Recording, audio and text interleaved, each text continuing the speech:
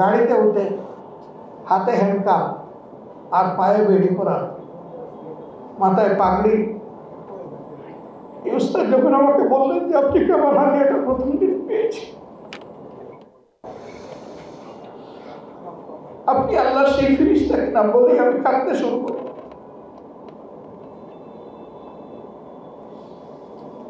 আমার যদি শক্তি থাকতো ওনার পায়ের বেড়ে এনে আমার পায়ে লাগাইতাম, হাতের হ্যান্ড কাপ এনে আমার হাতে পড়াতাম। এদেশে আলিম উলামা ছিলেন সবচেয়ে বেশি অপদস্থ। দফায় দফায় আলিম উলামা দিয়ে বাংলাদেশের জেলকে পূর্ণ করা হয়েছে।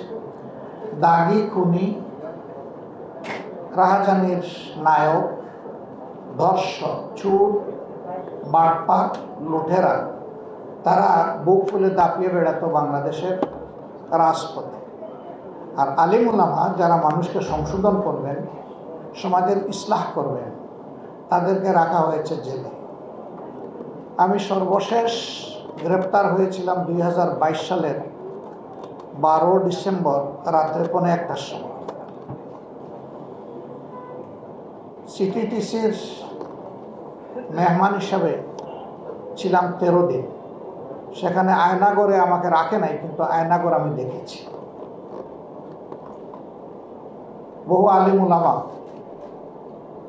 বহু দিনদার মুসলমান, কেউ 14 মাস, কেউ 10 মাস, কেউ 8 মাস, মিনিমাম পেয়েছিলাম 2.5 মাস, তাদেরকে এখানে রাখা হয়েছে। তারা জানে না তারা কোথায় আছেন, তারা জানে না তাদের আপনজনরা বেঁচে আছে, আর তাদের আপনজন জানে না যে ইনারা বেঁচে আছে। মুখ ফুটে কথা বলার কোনো সুযোগ ছিল না, চোখের ইশারায় কথা বলত, হাত তুলে এরকম একে অন্যের জন্য দোয়া ছিল। এরকম একটা শ্বাসরুদ্ধকর পরিবেশ ছিল, বিশেষ করে উলামায়ে কেরামের জন্য। এখানে আলিয়া আর কওমের কোনো বাস বিচার ছিল। যিনি ইলমে দ্বীনের খেদমতে থাকবেন, যারই পছন্দ হয়নি তারই ঠিকানা এরকম হবে। 13 দিনের পরে কোর্টে আবার নেওয়া হলো, কিন্তু আদালতে তোলা হলো না। যে গাড়িতে আমাকে নেওয়া হয়েছিল মনে হয়েছে যে দুর্দর্শ কোনো সন্ত্রাসীকে গ্রেপ্তার করা হয়েছে। সোয়াত, পুলিশ, 4টা বাহিনীর শতাধিক ফৌজ দিয়ে আমাকে ঘেরাও করে আদালতে নেওয়া হলো। কি মনে করে আর না তুলে আমাকে নিয়ে গেল কিরানীগঞ্জের কেন্দ্রীয় কারাগারে। 5 দিন সেখানে থাকার পরে আমাকে স্থানান্তর করা হলো কাশিমপুর হাই সিকিউরিটি নামে যে জেলটার কথা আপনারা শুনেন, বাংলাদেশের নিকৃষ্টতম ছোট্ট জাহান্নামে। এর চাইতে খারাপ কোনো জেল বাংলাদেশে নেই। নেওয়ার সময় গাড়িতে আমরা 38 জন মানুষ ছিলাম। আমাকে পছন্দ হয় নাই কি কারণে আমি জানি না, আমি ছাড়া বাকি সকলের হাতে হ্যান্ডকাপ, পায়ে বেড়ি। এর মধ্যে কয়েকজন বিজ্ঞ বয়স। একজন আমাকে বললেন, আমি প্রথম দিন আপনার জন্য কিছু হাদিয়া পাঠিয়েছিলাম, আপনি কি পেয়েছিলেন? আমি বললাম আল্লাহ আকবার, আপনি তাহলে আল্লাহ সেই ঢুকেছিলাম বৃষ্টি অজর দ্বারায়, আর দিনটা ছিল ডিসেম্বর, কনকনে শীত, শীতে জমে যাওয়ার উপক্রম। আমি সেলে ঢুকার 1 ঘন্টার ভিতরে একজন আইসা বলল তাদের নাম, যে উনি এটা হাদিয়া পাঠিয়েছেন আপনার। আমি আলহামদুলিল্লাহ করলাম, বলে দেখলাম আমার জন্য ওই সময় যা প্রয়োজন সব এখানে পাঠানো হচ্ছে। আল্লাহ, আমি মনে মনে আল্লাহর এই বান্দার শুকরিয়া আদায়ের অপেক্ষা করছি। গাড়িতে উঠে হাতে হ্যান্ডকাপ আর পায়ে বেড়ি পরা, মাথায় পাগড়ি। এই উস্তাদ যখন আমাকে বললেন যে আপনি কি আমার হাতে এটা প্রথম দিন পেয়েছি, আপনি আল্লাহ সেই ফিরিস্তাকে নাম বলেই আমি কাঁদতে শুরু করি।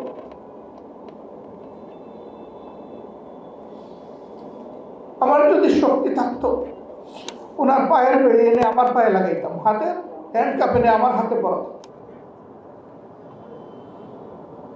ওই বাসে বসে বসেই শুনলাম উনি দেশের বিভিন্ন জায়গায় 22টা মাদ্রাসা নিজের উদ্যোগে গড়ে তুলেছেন এবং তিনি শুধু যাত্রাবাড়ি এলাকায় তার মাদ্রাসায় 8 থেকে 8,500 ছাত্রের অভিভাবক। বড় আফসোস হল, আহারে এই মানুষগুলো তো এই জমিনের গুনাহগারদের জন্য দোয়া হালতে তারা থাকবেন, তাদেরকে মুক্ত থাকার কথা ছিল।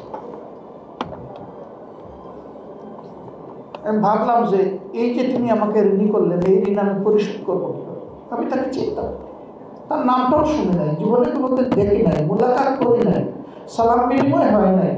তিনি কেমনে বুঝলেন যে আমার এগুলো প্রয়োজন?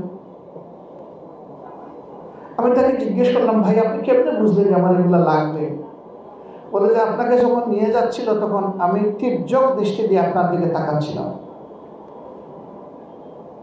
আমার মনে হয়েছে যে আপনি এইভাবেই ঢুকছেন, আপনার আর কোনো সাপোর্ট নেই। পরের দিন আমার জন্য জেল কর্তৃপক্ষের কিছু জিনিস এবং বাইরে থেকে কিছু জিনিস কিনেছে।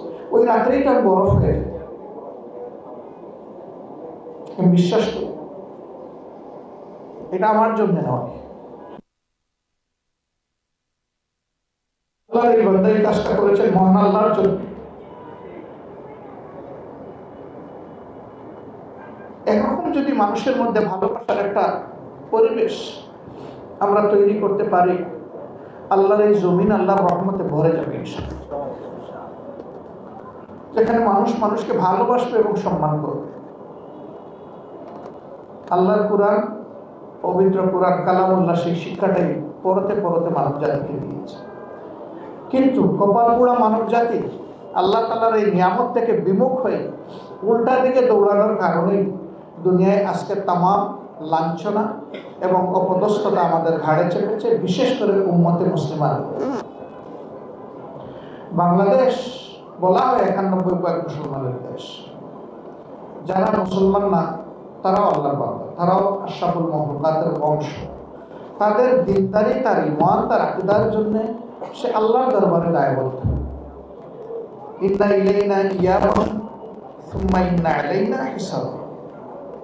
তোমাদের সবাইকে আমার দিকেই ফিরে আসতে হবে, আর সেই দিন তোমাদের উপরে, তাদের উপরে আমার কর্তৃত্ব হবে, তাদের কাছ থেকে হিসাব চুকাই। এই হিসাবে কারো অংশীদারিত্বের প্রয়োজন আমার হবে না, কিন্তু মানুষ হিসাবে আমরা সকলের জন্য কল্যাণ কামনা। একই সমাজে সহনশীলতা এবং সমমর্যাদার ভিত্তিতে আমরা বসবাস করি, তাহলে কোনো শ্রেণী, গোষ্ঠী, ধর্মীয় সম্প্রদায় আতঙ্কে থাকবে না।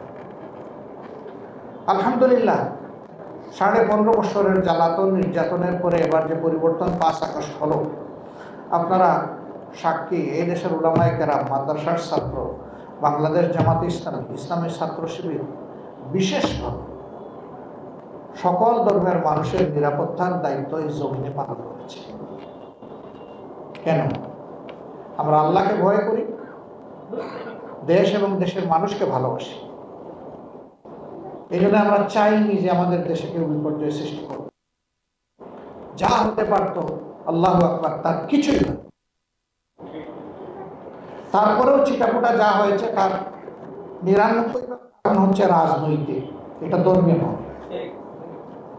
এই 1% যেটা হয়েছে ওইটাও আমরা সমর্থন করি না। আইন কারণ নিজের হাতে তুলে নেওয়া সঠিক নয়, তাহলে সমাজে কোনো শৃঙ্খলা ফিরে আসবে না। এ রমাদান আল্লাহ তাআলা আমাদেরকে দিয়েছেন আমাদের গুনাহ খাতা পড়ে সাই করার জন্য।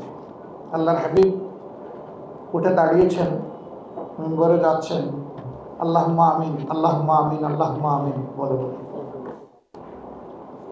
হয় তিনি জিজ্ঞেস করেছেন, উপস্থিত সাহাবায়ে কেরাম তার কাছ থেকে জানতে চেয়েছেন, হে আল্লাহর হাবিব, এমন তো আর কোনোদিন করেন নাই, আজকে এই 3 বার আল্লাহুম্মা আমিন বলতে বলতে কেন যাচ্ছে?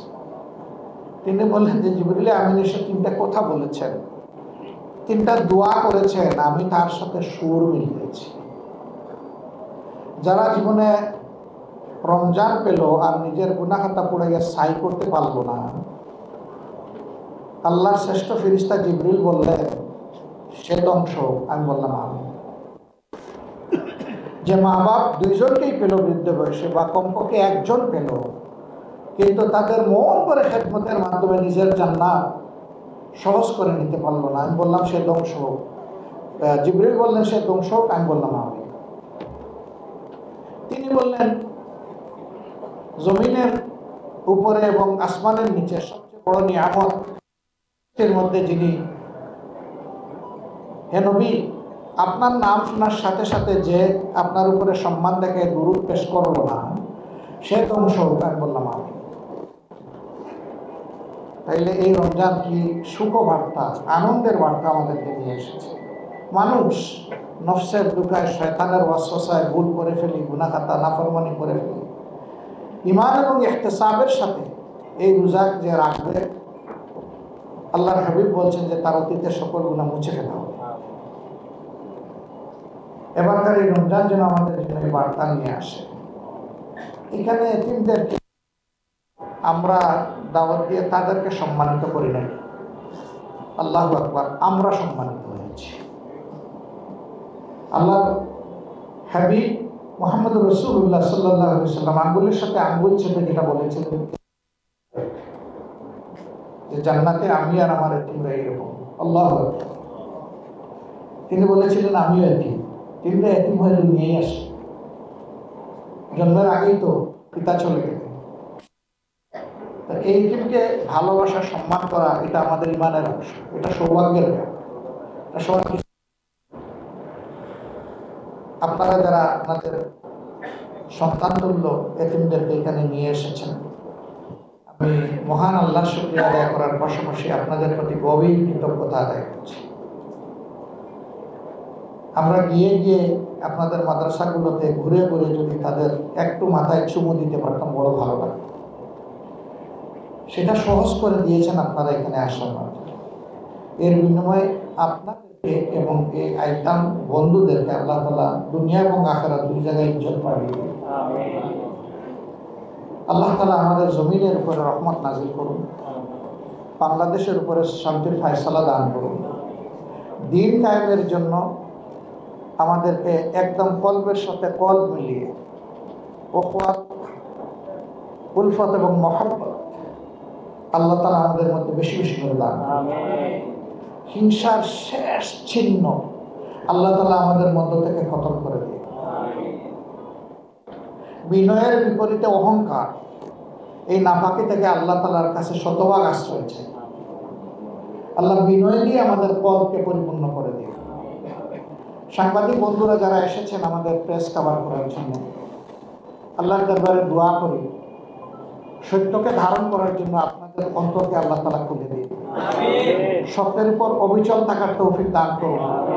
সমাজের কল্যাণে আপনাদেরকে দায়িত্বশীল ভূমিকা পালন করার তৌফিক দান করুন।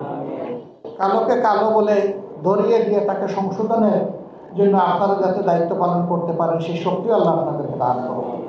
আবার কারো ভালো দিক থাকলে সেই ভালো দিকটা সমাজে তুলে ধরে যাতে জনগণ ভালো কাজে উৎসাহিত হয়, সেই জন্য আল্লাহ তাআলা আপনাদের জবান, আপনাদের কাল, আপনাদের হাতকে আল্লাহ তাআলা আরো মজবুত করে দেন। আবার সবার প্রতি শুকরিয়া আদায় করে, সর্বোপরি মহান আল্লাহ তাআলার দরবারে শুকরিয়া আদায় করে আমার কথা এখানে শেষ করছি। আল্লাহ হাফিজ। আসসালামু আলাইকুম ওয়া রাহমাতুল্লাহি ওয়া বারাকাতুহু। সুবহানাল্লাহি ওয়া বিহামদিহি, আশহাদু আল্লা ইলাহা ইল্লা আনতা, আস্তাগফিরুকা ওয়া আতুবু ইলাইক।